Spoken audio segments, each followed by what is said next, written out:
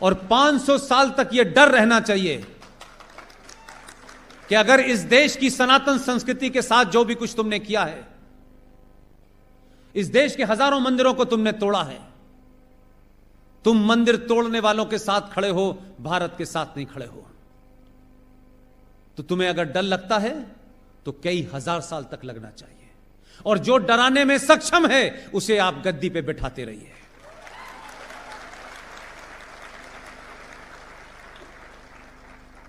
लिहाजा 5 अगस्त और 6 अगस्त को भारत के नागरिक अगर इस बात से खुश हैं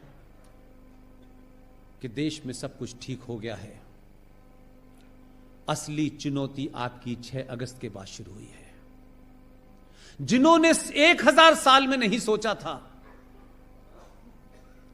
कि हमारी बनी बनाई पिछले 1000 साल का डर और सत्ता चली जाएगी, वो पूरी ताकत के साथ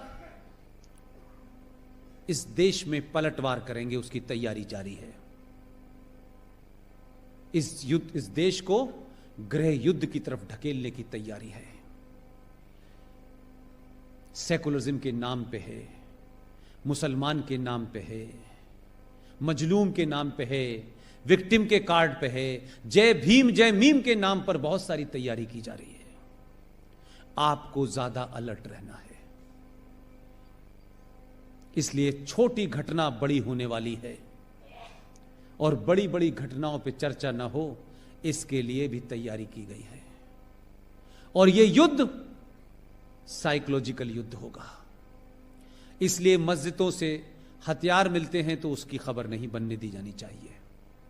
इसलिए सेकुलरिज्म का भूत हिंदुओं को इतना चढ़ा दो कि ये सच बात कहने से डरे। इसलिए आपको ज्यादा अलर्ट होना है। गुजरात की माओ बहनों से मेरी एक दरखास्त है, गुजरात भी इससे ग्रस्त है। कई लोगों ने मुझसे आके इस बात के बारे में चिंता जाहिर की है। किसी एजेंडे के तहत जो काम बॉलीवुड ने शुरू किया था, जिस एजेंडे के तहत गुलशन कुमार की हत्या हुई थी,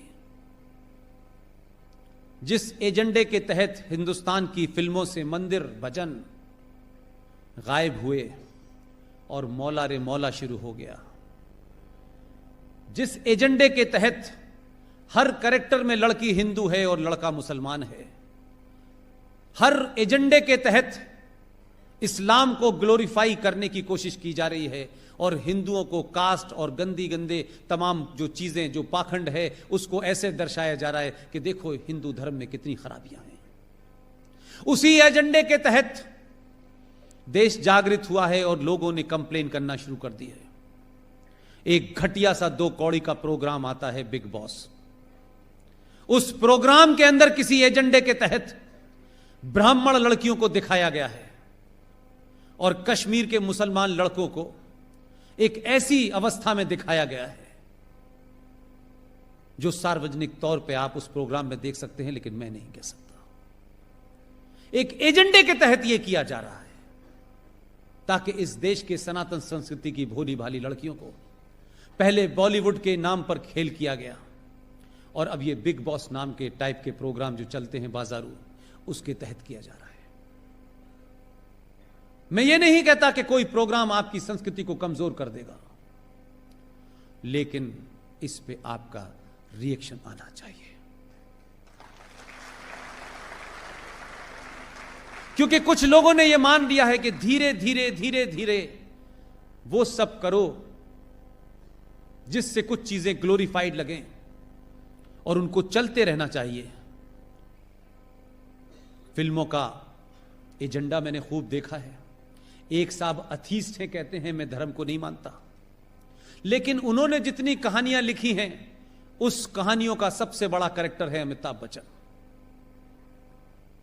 वो खुद अथीस्ट हैं, लेकिन उनकी कहानी में अमिताभ बच्चन मंदिर में जाके कहता है कि तुम खुश तो बहुत हुए होगे, आज तुम्हारी मैं देहरी पे माथा टेकने आया हूं। लेकिन वही अमिताभ बच्चन की हर स्टोरी में या तो वो 786 का बिल्ला होता है जिसे गोली लग के निकल जाती है।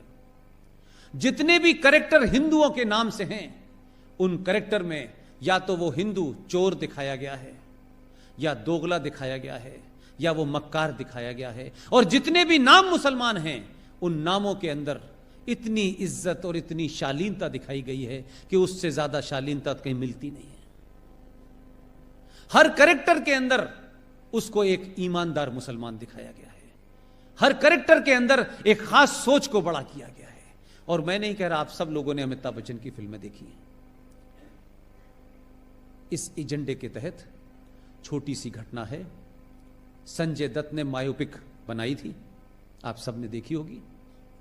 उसी बायोपिक के अंदर एक जुमला है जिसने सब कुछ ब्लैक एंड व्हाइट कर दिया,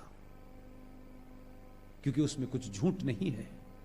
संजय दत्त के पिताजी सुनील दत्त ने जब नरगिस से शादी करने का प्रपोजल रखा, आप जानते हैं उस वक्त के मुंबई का माफिया डॉन हाजी मस्तान ने फोन किया सुनील दत्त को और कहा कि तुम्हें किसने कहा है कि नरगिस से शादी करो, और उसको अपने उस अड्डे पे बुलाया।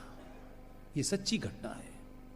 और उसने कहा कि मैं नरगिस को खुश रखूंगा, आप यकीन मानिए। इस देश में स्थिति आपकी ये थी कि आप किससे शादी करें, उसके लिए उस मुसलमान अगर माफिया डॉन है तो उसकी भी इजाजत लेनी पड़ेगी।